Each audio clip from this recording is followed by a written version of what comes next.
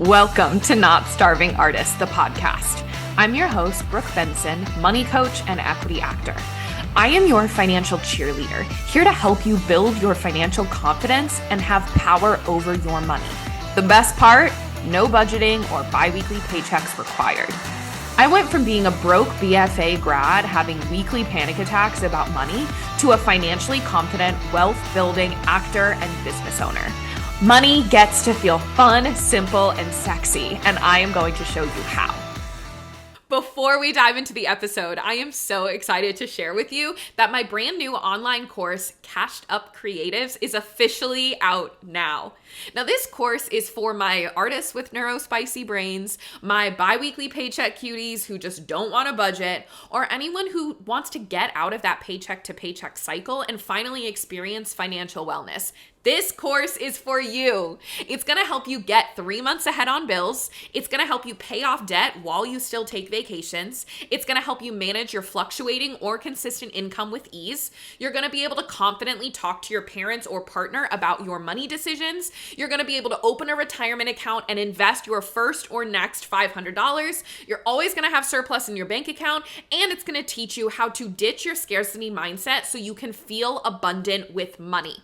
Now, this is a self-study course, meaning that when you make your one-time payment of $247, you have immediate access to the course content for life. And on top of lifetime access, the best part about what I'm sharing with you today is that for the rest of 2025, I am going to be hosting live monthly office hours for anyone who has joined the course. Totally for free, included with the price that you pay for the course itself. I, of course, recommend joining as soon as possible because the earlier you join, the more of those monthly office hours calls that you are going to get to attend. I cannot wait to see you inside and to help you get cashed up.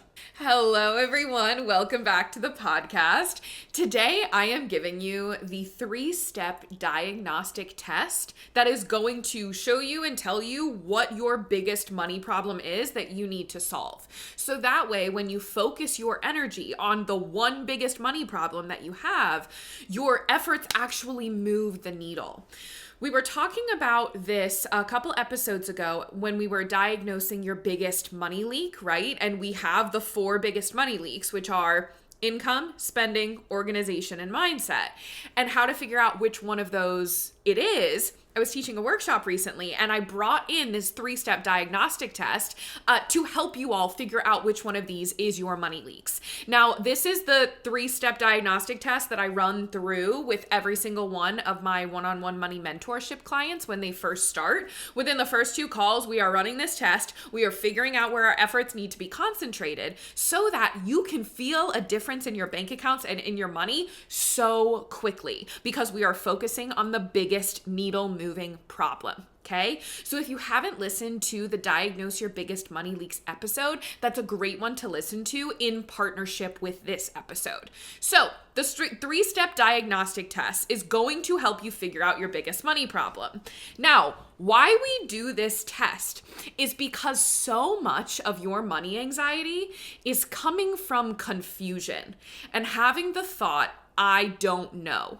I don't know how, I don't know where, I don't know why. Like the I don't know statement is wrapped up with so much anxiety. And I always say that 70% of your money anxiety can be solved with just organization and awareness. 70% of your financial anxiety, I don't care where you are, what your station in life is, how you're feeling, your lifestyle, whatever. 70% of your money anxiety is coming from not being aware and having financial confusion. So if you're starting to resist that right away as me telling you that, I want you to think about what you feel your biggest money problem is right now. So like have that in your brain. And I want you to think about, why does it feel like your biggest money problem? So for example, I have a lot of people come to me saying that like they feel so behind with investing, they don't understand investing, and like they don't feel like they make enough to start investing. And so when we really like go down that rabbit hole of why they're anxious about not investing, it's because they don't understand investing. And it's also because they don't understand how much money they actually need to invest. And then they feel like they don't have enough money, but they haven't actually run the numbers. So it's all wrapped up in confusion, unawareness, and having questions that still need to be answered. If you feel like your biggest money problem is income, it's because you have the thought, I don't know, about how you're going to make more. It's because you have the thought, I don't know, about how much more you actually want and need to make. All of those I don't knows contribute to anxiety, because one of the biggest antidotes to anxiety is action, being able to take action that you know is going to move the needle. Now, I'm talking about anxiety. Those of you who have been around for a while, you know that like I have a bent towards anxiety, right? I'm an anxious girly, and we know that sometimes anxiety, a lot of the times, she doesn't listen to reason, and she's kind of living in a lot of different spaces that don't quite make sense. So when I'm talking about anxiety in this sense, I'm not saying that an action list completely dissipates you of anxiety, but 70% of it will, right? The last 30% we're going to talk about in a second. So when you're thinking about increasing your income, it's because it's wrapped up in a lot of I don't knows. That's why you feel stressed about it. If you feel like you just can't stop overspending and you're really stressed about the numbers in your bank account and that they're not growing and you feel like you never have anything left at the end of the month, it's because you have an I don't know about how much you're actually spending, about how to actually manage your money, about how you actually go about spending in your day-to-day life. Like, you don't know what's going on. You haven't sat with your brain to like get out of a blackout and do some mindset work of like, where's the overspending actually coming from? All of this is wrapped up in I don't know. Now, when you run the 3-step diagnostic test, it eliminates all of those I don't knows. It makes it so clear, like you cannot say I don't know after running this 3-step diagnostic test, which means that if you do know, now you have an action list to solve that problem, to make things better. And then the residual 30% of that anxiety, that stress, that whatever, that's in your nervous system, that's in your brain, that's in your relationship with money, that's in your worthiness, right? And I see this a lot with people who find out that their biggest money leak is income. There's a lot of stressors that come up of like, I've never thought about how I would make more income, or I never thought about, like, I feel like I've hit my ceiling or something like that. Then that's mindset work, right? But do you see how we can clear up so much to get to that point where then we have very clear mindset work to work on? We have very clear action steps to move you forward. That's what this test is for. You solve the tactical stuff, and then whatever is left over, we get into the feelings part, right? We, of course, are bringing our feelings along through the entire process, but that's why here at Not Starving Artist, when we're working on your money, we're starting with the tactical first. Because we don't just want to be like, okay, so you're feeling anxiety about money, let's dive into it, right? It's easy for money anxiety to become like this cloud of heaviness that feels like it's all encompassing. So it's hard to work on that, right? Because that's a very overwhelming task. It's like, all right, solve my money anxiety. We need to go. Let's look at your bank accounts. Let's look at your flow. Let's look at your numbers. Let's do all the math of this. Ooh, that felt raw when I talked about this bank account and I asked you this specific question about how this credit card is getting paid through this bank account. Ooh, interesting, right? So then we've keyed into one of the biggest culprits, like from a tactical thing. Then we can be like, okay, why did you feel the most activated when we talked about this specific piece? This has happened. I'm getting on a tangent here. I'm going to come back to the 3-step test, but I've actually found that a lot of women who are divorced or they've gone through a breakup and their finances were tied together with their partner, when they separate, the tactical stuff is really easy to clean up, but it feels like there's a lot of money anxiety. And what we find when we start doing the practical ways we clean up their money is that the money that has like emotional tethers to the old relationship is the most anxiety inducing money, or the money that tends to cause the most problems because we're not acknowledging it, or we have a different relationship with that specific money than we do elsewhere, not wanting to log into the bank account because you have memories of where, right? So even though the anxiety can feel all encompassing, it's rooted in specific places of your money flow, of your overall financial ecosystem. And that is what this 3-step diagnostic test points us straight to, okay? And we test this way for a reason. There is an order. We go 1, 2, 3. We got first step, second step, third step. And we do it in this order for a very specific reason. We rule out the biggest culprits and most likely offenders first. So when we're talking about the 3-step diagnostic test, like think about when you go to a doctor's office and there's something wrong and they can't figure it out. They go to the most likely and the most all-encompassing culprits first to test for, right? Like, we're not going to go to the rare hormone imbalances or this rare kind of disease or whatever before we rule out, like, diabetes, overall lifestyle, do you have PCOS, right? Like, those are some of the big ones. So with the diagnostic test, the first step we start at is one of the biggest culprits for financial anxiety. So let's dive right in. Biggest culprit of financial anxiety, and the very first thing that we test for in this 3-step diagnostic test is your financial ecosystem, your organization of your money. This is one of the most underrated money solutions that I don't hear anyone talking about, right? And I will scream it from the rooftops that if your money is organized and if it is automated and you are able to pull up your bank accounts and see the full picture of your money in one glance, 70% of your money anxiety is gone. Because you can see how much you've spent. You can see how much you have left to spend.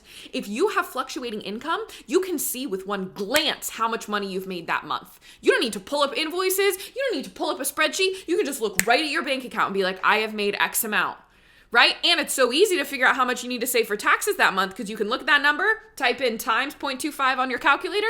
That's your taxes that we put into a savings bucket, which is part of your organization of your money. So it's sectioned off. Like, okay, I'm getting ahead of myself. So when we're talking about organization, this is the most underrated solution because when we were talking about that confusion piece at the beginning, what organizing your money is going to do is it's going to clean up any confusion that you have about your numbers and your bank accounts. This is the money flow method that I teach. The solution to this problem, the financial ecosystem, the organization, is the money flow method. That's the automated cash flow system that I teach all of my clients and all of the people who are enrolled inside of my online course, Cashed Up Creatives. When you organize your money in this way, it becomes so clear where your money leaks are when you can visually see it. I know so many of you listening are visual learners. So many of you are visual learners. So why do we keep trying to figure out our money in a freaking spreadsheet? Just on a calculator? I need you to get out a big piece of paper and get your markers out and draw out your bank accounts like it's a freaking ecosystem in a science textbook. That's what I do with all my clients. So this is the very first test where we are drawing out your financial ecosystem to see exactly where your money leaks are. Okay, so I like draw boxes. I've got my handy dandy Remarkable, one of my favorite note-taking tools, and on this Remarkable, I share my screen with my clients and I do like squares for each of the bank accounts. I do like what the numbers are inside of each of the accounts, how credit cards are getting paid through them, different payments coming in. We draw arrows. It's a whole thing. So we can see how messy and disorganized your flow is, how simple it is, and maybe simple to a fault. And then we draw out what we want it to look like and what's going to be the simplest way to solve all of those leaks. So visually, it's going to be very clear if you have an organization problem. And then if you do, then we solve that first. We're going to work on that first. Because sometimes people think they have a spending problem when they really just have an organization problem. Because the spending was only a problem because they didn't have a way to understand their spending and be aware of their spending without a spreadsheet or a budgeting app, right? Which we don't love. So this part of the test feels like the scariest part. Okay. All of my clients before, like on our very first call, right before we dive in, we talk through it. I'm like, how you feeling? And most of the time they're like, I'm a little nervous. I'm a little scared. And that's a very normal feeling because what this part of the testing is getting financially naked. This is about seeing your entire money life on paper. And that can feel really terrifying. But one, I just want you to know there's nothing that can surprise me when we go through your money. I have not once been surprised by anything that someone has told me that we have put on a piece of paper, because at the end of the day, these are bank accounts and these are numbers. These are bank accounts and these are numbers. They're neutral things. And one of the beautiful things about money is that she is just math. She is not just numbers. We have feelings involved, right? We have emotions involved with all of this. But at the end of the day, we can solve any money problem with a math equation. And math is neutral. Math doesn't have feelings. Math doesn't care, right? So when we approach it with that kind of neutrality of like, okay, if we're going to solve your problem, we're going to do it with math, and this is what it is. You might have feelings and thoughts about the math, but at the end of the day, any money problem can be solved. So I just want to say, if you're thinking about this first step of the testing process and you're like, ugh, that's normal. It's okay to feel scared. And it's because you're getting financially naked, whether it's just in front of yourself, whether it's in front of your partner, or whether it's in front of someone like me, like a money coach. It's okay to feel those scary feelings. The important part is that you say yes to the testing and you keep moving forward. Okay? This is also why people usually jump straight to budgeting or straight to trying to increase their income without assessing their current financial ecosystem, because it feels like the scariest part. It's so much easier to be like, okay, I just think I have a spending problem, so I'm going to go on a budget. I think I have an income problem, so I'm going to try and increase my income, right? Because they want to skip over this part. So that is first step of the diagnostic test, is organization. Second step is the spending audit. Spending audit, which means we are assessing your spending. Now, I want to be very clear from the get-go. This is not about cutting back. That is not what this spending audit is for. A lot of times people avoid doing a spending audit because they have these made up rules in their brain of like, okay, if I see Uber Eats on there though, I'm going to have to cut it out. And I know I spend way too much on takeout, or I know I spend way too much on like my Amazon purchases, or I know I spend too much on clothes. And I know if I look at it, I'm going to have to cut it out. You have all these thoughts about what you're going to have to do if you look at your spending, and you've made those up. Those aren't real rules. A spending audit is extremely personal to each and every person. And the spending audit's job is for you to be able to say, I like this, or I don't like this, or I like parts of this and I don't like other parts of this. It's about you deciding with your values, your lifestyle, what you want, if your spending is in alignment with that, okay? So it's not about cutting back. It's not even about like, oh, what are the like non-essential things that I can live without? It's about, are you living a reasonable lifestyle for you? Okay? Reasonable lifestyle, if you're not watching on YouTube, that's hard air quotes, right? Reasonable lifestyle can mean a million different things. A reasonable lifestyle for someone who lives in New York City is going to be very different than a reasonable lifestyle for someone who lives in suburban North Carolina. Okay? A family of 6 is going to be much different than a DINK, dual income, no kids, right?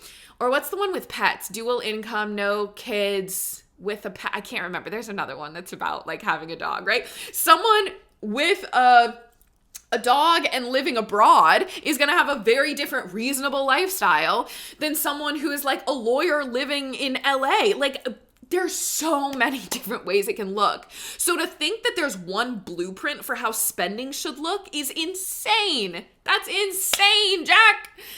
So when you're doing your spending audit, it's about just actually having eyes on your spending. Like, when was the last time you looked through every single line item on your credit card or on your checking account? You might think that this is going to take a really long time, but it doesn't.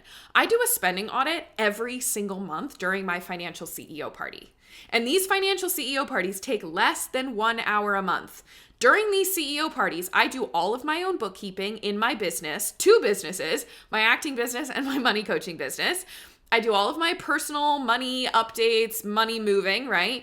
And I go through all of my credit card statements and I look at all of the things that I've spent money on to make sure that, one, I recognize all of the charges, which with fraud that's been increasing on credit cards over the past few years, just like making sure nothing's slipping through the cracks. I'm not forgetting about a subscription, right? Like, I got Apple TV so I could watch Severance, and then I canceled my Apple TV subscription, right? So like making sure that none of those slip through the cracks, but then also that I'm like, I remember that charge. I like that charge. This spending felt good this month in the line items.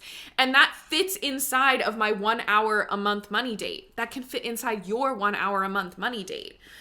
And the more you can get used to doing a continual spending audit, the better. Like, it takes the scariness away from assessing your spending. So the spending audit part of the test is just you looking, seeing, do I like how this is making me feel? And if not, why? Is it because it's not in alignment? Is it because there are certain things that you spend money on that you love that you are told you shouldn't love, right? We're going to get to the income assessment as the third step, which is then where we start bringing the math into the equation. But if you look at your spending audit, do you feel like you are living a reasonable life for whatever city you live in and the kind of lifestyle that you live? And it might shift year to year. It might shift when you move cities, sure. But do you feel good? Like, do you feel like there's a lot of fat that you could trim off? If not, great. If yes, great. Then that's what we're testing for. Is there anything that can fall away that you don't actually care about, that doesn't actually contribute to your life? I'm also, at the end of this episode, I'm going to give you some client case studies. So I'm going to show you and tell you stories about how certain clients went through these exact 3 steps and what we found for each of them for each of these areas of money leaks, okay? So I'm going to give you some actual examples in a minute. So let's move on to, before I move on to the income assessment, the third step, I want to give you a Mean Girls example. I was like, I need an analogy for this. And the only thing that came up in my brain was in Mean Girls, when Katie gives Regina, is it Caddy? I haven't watched Mean Girls in a minute. Why can't I remember what her name is? It's Katie, but it's spelled Caddy, so people call...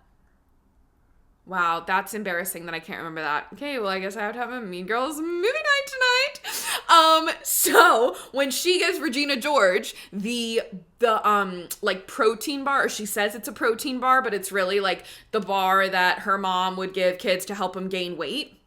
But because it's in a different language, Regina George doesn't see it, right? And she just eats the bar without realizing it. And so as she's eating this bar, all of a sudden she finds out, right, later that this has X amount of carbs, right? And it's making her gain weight. But the whole time she was like, why am I gaining weight? Why am I gaining weight? And then she assessed oh my God, this bar that I didn't even think about or realize was making me gain weight. But Regina George wouldn't be mad about not eating the bar. The bar wasn't in her life to begin with. Her cutting out the bar isn't going to mean anything to her, but it's going to solve a huge problem for her. And we know that at the core of this, it's all problematic. But this analogy, what I'm trying to explain with this is that a lot of what you're going to do with your spending audit is you're trying to find the stuff that you don't care about, that is money leaving your pocket that's not enhancing your quality of life, that if you stopped spending on it, it wouldn't affect you. So it's going to have an effect on your bank accounts, but in your lifestyle, in your day-to-day life, it's not going to affect you. Or it's going to affect you so minimally, but the amount that it'll put back in your bank account is so much more that you're going to have more joy either way. That's what the spending audit is. That analogy, I'm going to have to listen to this back and make sure that analogy tracked. Okay, let's move on to the third step. Income assessment, okay? The income assessment can, for biweekly paycheck people, consistent income people, and fluctuating income, freelancers, self-employed people. Do you actually know your numbers? Do you actually know what your monthly, okay, so if you have a biweekly paycheck or if you have consistent income, do you know exactly what the numbers are that you bring in every single month? After taxes, after whatever it is that you're contributing, like if you're having a 401k contribution withheld or put in for you, do you know what those numbers are? If you are self-employed, if you have a separate business from you, do you know what your business profits every single month? Okay, and what profit is your revenue minus your expenses. That's the money that you actually get to keep. Do you know what that number is? And then do you know how much you actually get to put in your pocket every month? Because those are 2 different numbers. Business revenue, business profit, and owner's pay are 3 different numbers that a business has. They are never the same number. So do you know those numbers? Specifically, cash in your pocket, right? Specifically, how much money you get to keep. Do you know that number? And if you're a freelancer, like if you don't have a separate business, but you get paid like a bunch of different ways, you're a 1099 queen, if that's you, do you know how much you make on average every month or on average over the course of a quarter minus taxes? Like, I'm not talking top of line how much hits your bank account. I'm talking how much hits your bank account, and then when you remove taxes, how much is left over, because that's the money you're really working with. I was walking in the equity building this week. I've had like a bunch of auditions, all in like 5 in the span of 1 week after like having 1 audition a week for the past month. So I've been talking to a lot of people. I've been having lots of conversations, and money is always coming up, right? Always. And I was talking to someone in the hallway, and they were kind of like laughing through the tears of like, oh yeah, like I did my taxes and I'm really proud of myself, but I owe this huge amount. And I just like, yep, just caught me off guard. And in my brain, I'm like, your taxes should never catch you off guard. It's a very simple equation. You just forget to save for it, right? And there's a part of your brain that doesn't like that you don't get to keep every single thing that hits your bank account, right? But as freelancers, we have to be the one to set aside our own taxes because we don't have an employer doing that for us. Same if you have your own business, right? So when we're doing the income assessment, do you know these numbers? Do you know if your income fluctuates, what do you make over the course of 1 year? Okay. And if you add up that whole number and you divide it by 12, what's your average every single month? And then you like take these income numbers that you've created and you put them up against your spending numbers, because we've just done the spending audit, right? Do they match up? Do you like the wiggle room? Are you in the red or are you in the black? Wait, black is good. Black is good, right? It always throws me off because it feels like being in the black is not good. But I think it's being in the black, right? Or we'll just say red and green, because that makes sense to my brain. If you're in the red or you're in the green, right? And do you like the amount of space that's in between your income and your spending? So that's the income assessment. So if you are good to go on your organization, and if you feel good about your spending, but you don't like the wiggle room of what you have left over to save and to invest, or even just like wiggle room in case something happens, if you don't like that, then it's an income problem, okay? But why we do spending first is because sometimes it's not an income problem at all. You just have a fuck ton of fat that you can trim from your spending. Stuff that you don't care about, that feels like you're doing for other reasons, right? Blackout spending, impulse spending, self-soothing spending that isn't actually self-care. That's why we do spending first, and then we move to income, okay? So once we go through these 3 steps, it's very clear which one is your biggest money leak. And then we focus all of our efforts on that one, and we don't move on to the next step until we've solved the step before it. Now, after this 3-step diagnostic test, like I said, 70% of your money anxiety is gonna go away. 70% gone, just like that. 30% is gonna be left over, and that 30% is the mindset work. Then when we've cleaned up those three first steps, we can see any residual anxiety, stressors, discomfort, confusion. It's all based in what's going on in your brain and in your body and in your feelings. Okay? So then when we were talking about this and diagnose your biggest money leak, then that is the mindset money leak. Okay? Whatever is getting in the way of you taking action as well on whatever your biggest money leak is. So like, let's say your biggest money leak is spending, and you just like can't seem to complete the action steps or use the tools that we're working on together inside of one-on-one coaching, or the tools that you're using from inside of the Cashed Up Creatives online course. If you keep finding yourself running up against a wall and you can't take action on the biggest money leak that we've talked about, great, now we have some mindset stuff to clean up. Why are you hesitant to bring up the tools that we've talked about? Why are you avoiding your CEO party where you're looking at your spending every single month, okay?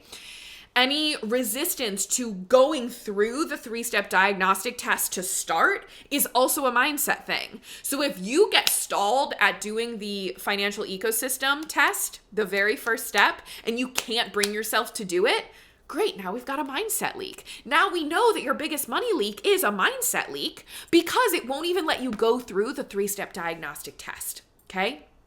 Again, this is the process that I walk all of my clients through right at the beginning. So we can take all of your efforts and we can laser focus them in the right direction so we can start seeing results, not just in your bank accounts, but also in your brain and in your body, feeling calm, feeling peace within that first month of you implementing this process and working on your money, okay? Case studies. Let's talk about some clients who have gone through this testing, what they discovered, and then what they did about it. So we're going to start with organization. So these are the 4 money leaks, right? 4 money leaks, 3-step diagnostic test. 4 money leaks are organization, spending, income, mindset. 3-step diagnostic test, financial ecosystem, spending audit, income assessment. And whatever's left over, you know there's a mindset problem. Or if you avoid the 3-step test, that's also a mindset leak. So organization. I'm going to give you an example of one of my clients who she had a biweekly paycheck, right? She had consistent income. She also had, she had influxes of money because she worked in a company that gave quarterly bonuses. She was in like a sales structure, basically. She got commission every quarter on top of her biweekly paycheck. So we had to create some money flow stuff for her where that bonus money really felt like bonus money for her. So one of the biggest things, as we were going through the 3-step diagnostic test, we started with financial ecosystem, okay? And as we were drawing out all of her bank accounts and we were looking at her numbers, it was very clear that for her, she didn't really know how to understand or place this quarterly commission that she was getting. She's like, yeah, I would just go into this bank account, but then I sort of funnel it into savings, but it's kind of like back paying for stuff from previous times. And then we realized she had a thing about property taxes where her property taxes were very confusing and she didn't know exactly how much she owed. So she had to reach out. So it was property taxes and how those got paid and these commissions, they were disorganized. It's it wasn't a spending problem. It wasn't an income problem, but a lot of what she felt was when she felt out of control with her money was because she didn't know what to do with these pieces that were kind of floating in the ether of her ecosystem. They didn't really have arrows connecting it to everything else. And then another thing that we clocked was there was a credit card that she was getting cash back for, but the cash back was going to a separate account and then it was just sitting there. And she wasn't touching it because she just wanted it as bonus secret money that was kind of hidden from her that she could use whenever she wanted, but she was never touching it. So these were these 3 things that we wanted to clean up. So with her commission, what we decided was we wanted to make sure her lifestyle could be afforded within her biweekly paychecks. So then whatever her commission checks ended up being, we had a way for then those to directly funnel into her savings account to pay fully for her property taxes, but then set money aside. She wanted to support her kids some financially and then vacations. So then there was a direct way that extra money was now funneling into her savings. So she could feel comfortable month to month to month, not worry about the commission payment. When the commission payment came in, it took care of the other money leak, which was her property taxes.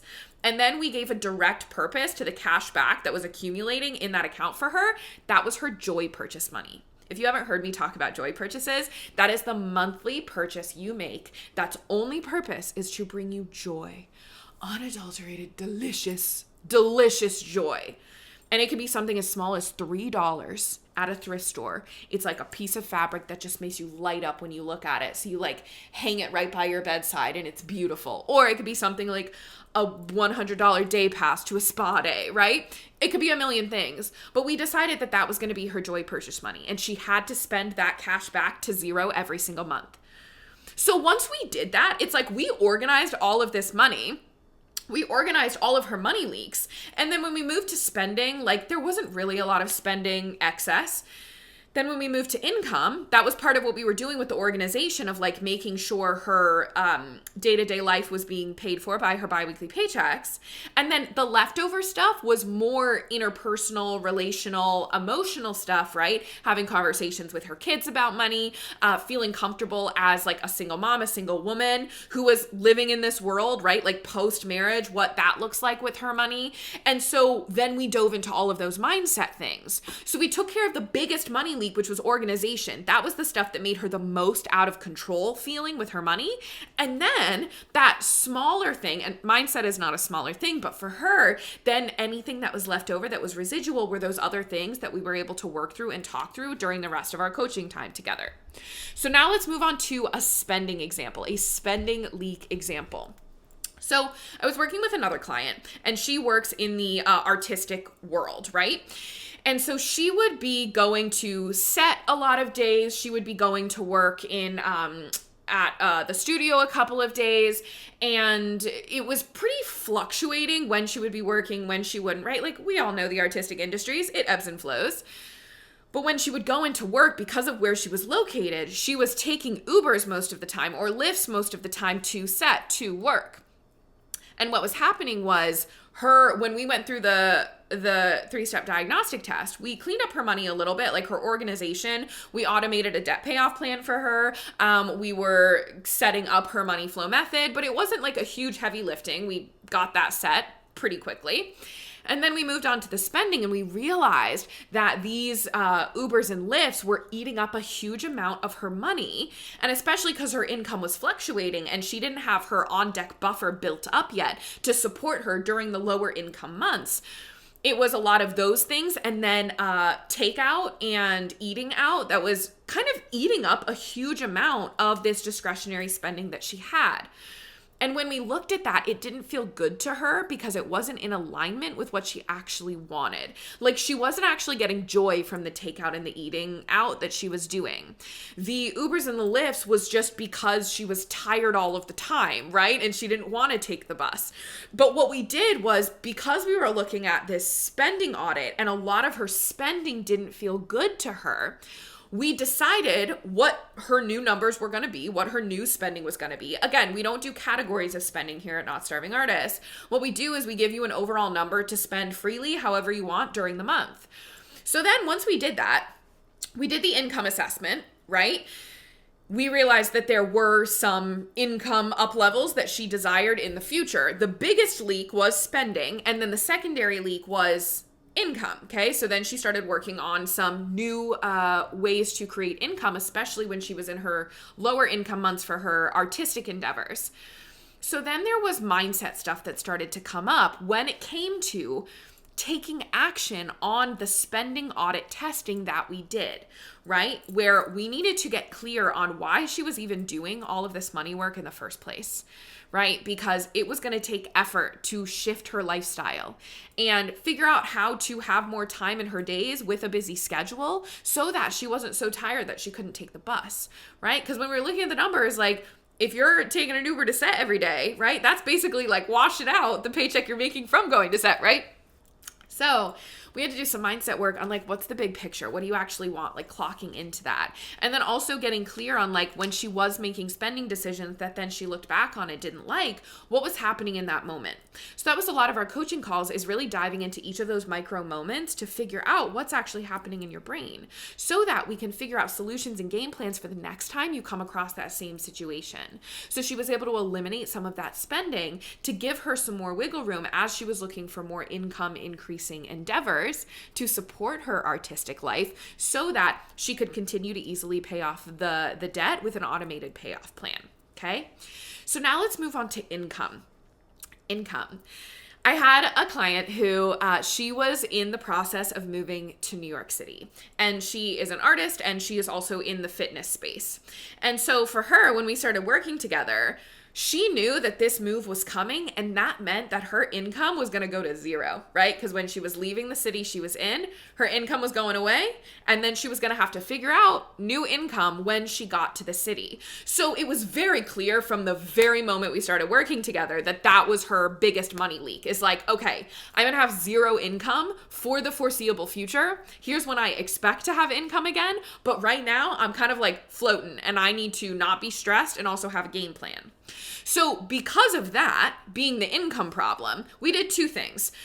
First thing was we made a plan for how the money that she currently had in her bank account was going to get her through the next like 4 or 5 months of her life. So we sectioned it off, and it's like, okay, if you live this kind of lifestyle, it can stretch you 5 or 6 months. If you live this kind of lifestyle, it'll stretch you 3 months. What would you prefer, right? And we made sure she had money. This was over the holidays as well. So we made sure we had money for her to enjoy the holidays. We made sure there was enough money to like enjoy your first month in New York City, right? Like there's so much to do. So we did that. so she could kind of eliminate her stress of like, I'm not going to run out of money. Like I see how far it's going to get me. And I have game plans for like at certain dates. If I haven't gotten a job or I haven't gotten income, here's the thing I'm going to do to make sure that I am able to stretch my money even further if I realize I need more time. So we made all these like game plans for her. The second thing we did though, is we were getting clear on when she was looking for new income, how much she actually needed to make per hour or as a salary, because there was a couple of different ways she could get paid in the fitness space. And so she was very clear on her minimums and what she needed to be able to survive and live, because we did the spending audit. And as she moved to New York, we were also assessing how her spending was changing, moving to a higher cost of living city. Right? Because your spending changes when you move to a big city. So we were reassessing her spending to make sure we were understanding her numbers in a very accurate way. So then as she was looking for jobs, she immediately ruled out ones that weren't going to cover her baseline expenses. Like, why would she put energy into that if she knew it wasn't going to cover her? But she was actually surprised, right? When she was going and looking for jobs, she was like, oh, before I totally would have interviewed for this. But because I know my numbers and understand my finances, I know that that could literally never support me. So I can't. And I'm not going to waste energy. I'm going to take this energy and go interview for this thing. And I'm going to use this energy and time to figure out how I can confidently negotiate a raise or ask for more money and feel good about it because I know my numbers. So anyway, with that, she was able to move here without financial anxiety. She was able to get a job at a gym, and she hit all of her like sign-on bonus, new hire bonuses, because she was so excited about what that money was going to go towards, because her money was so organized as well. Because we, of course, as we're going through the 3-step diagnostic test, we got her money flow set up in step 1, and she knew that when new money came in, she saw the buckets that it was going to flow into immediately. She knew how much that was going to support her for the next few months, right? It was very clear to her how excited she could get about bringing in new money, which just motivated her more to get all of these new hire bonuses. So that's income. Now let's move on to mindset. Now, everyone has a mindset leak. It just depends on how big it is compared to your other money leaks when we start working together or when you start doing this process. So the one that I'd like to talk about today is I had a client who she was working as a manager at a store, and her income was pretty consistent, but her hours fluctuated wildly. She never knew her schedule until 2 weeks before. It was a bit of a chaotic environment. So as we were going through the 3-step diagnostic test, what we realized was her money flow was quite simple. We cleaned it up so she could be like very clear on how much money she had. She was able to like get a new phone that she really wanted and really needed. And so there were other things she was able to like get for herself and take vacations.